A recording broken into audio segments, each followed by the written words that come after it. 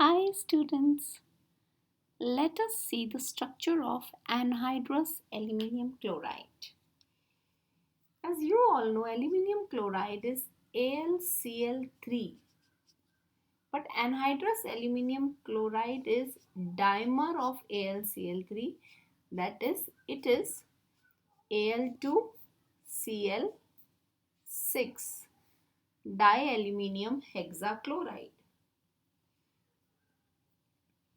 Let us see how bonding takes place. Aluminium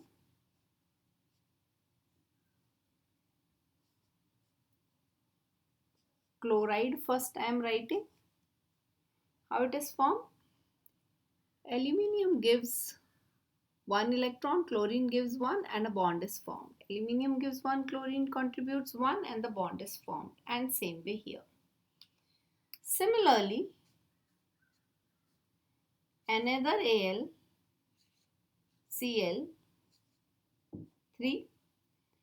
where aluminium gives one electron, chlorine gives one electron, and the bond is formed.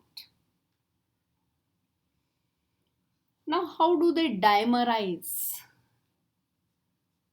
Dimer, how the two aluminium chloride join, two AlCl3 join to give Al2Cl6.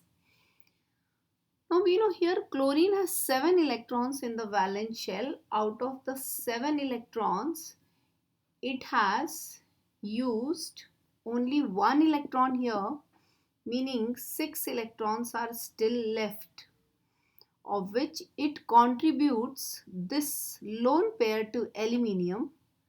And aluminium can also accept the lone pair because aluminium has formed 3 bonds.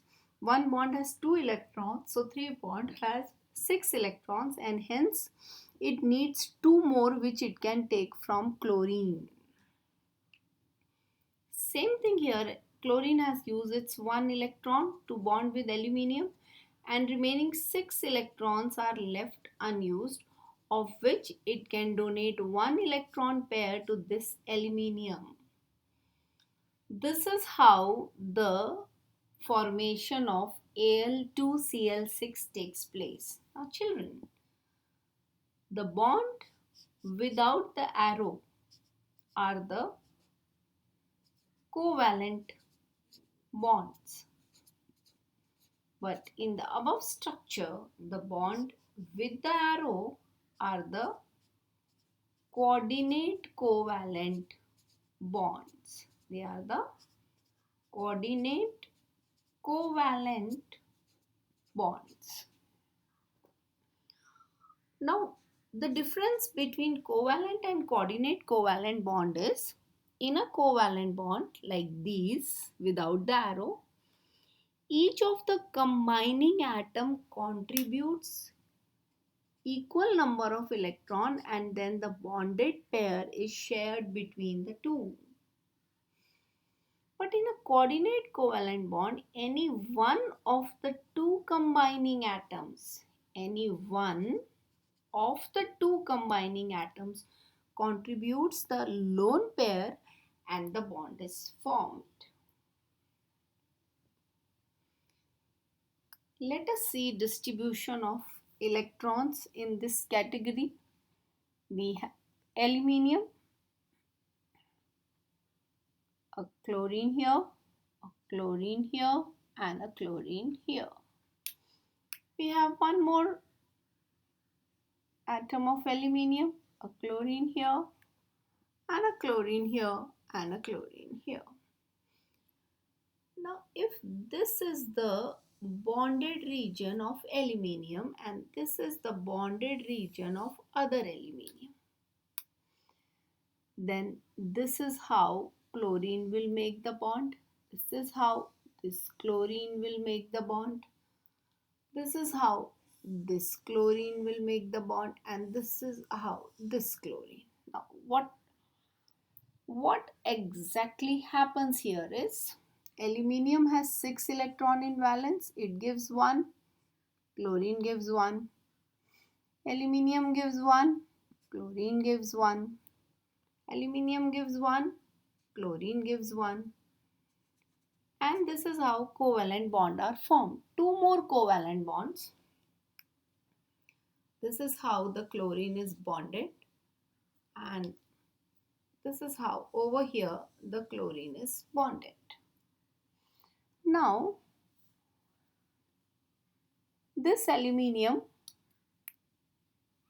which has formed 2 bonds, makes one more bond, contribution of chlorine, contribution of aluminium. So AlCl3 is formed where aluminium has 6 electrons in AlCl3. Now this aluminium needs 2 more electrons, which it takes from this chlorine lone pair, the entire lone pair given to aluminium, while one lone pair is still left. One more lone pair is left. One it gives to this and makes the bond with aluminium. Same thing in this case. Chlorine has 2 lone pairs left and one it contributes to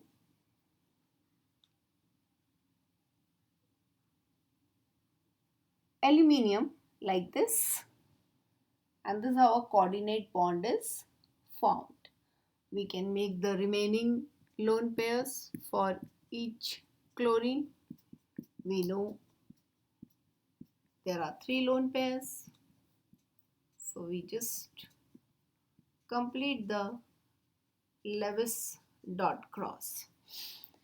So the central chlorines have used their lone pair which they have donated to aluminium, and that is how the coordinate covalent bond is formed, and this bonding takes place. This bonding with aluminium takes place and the dimer is formed. I hope this was clear. Pretty unique and interesting. Bye bye. Take care. Love and blessings to all of you.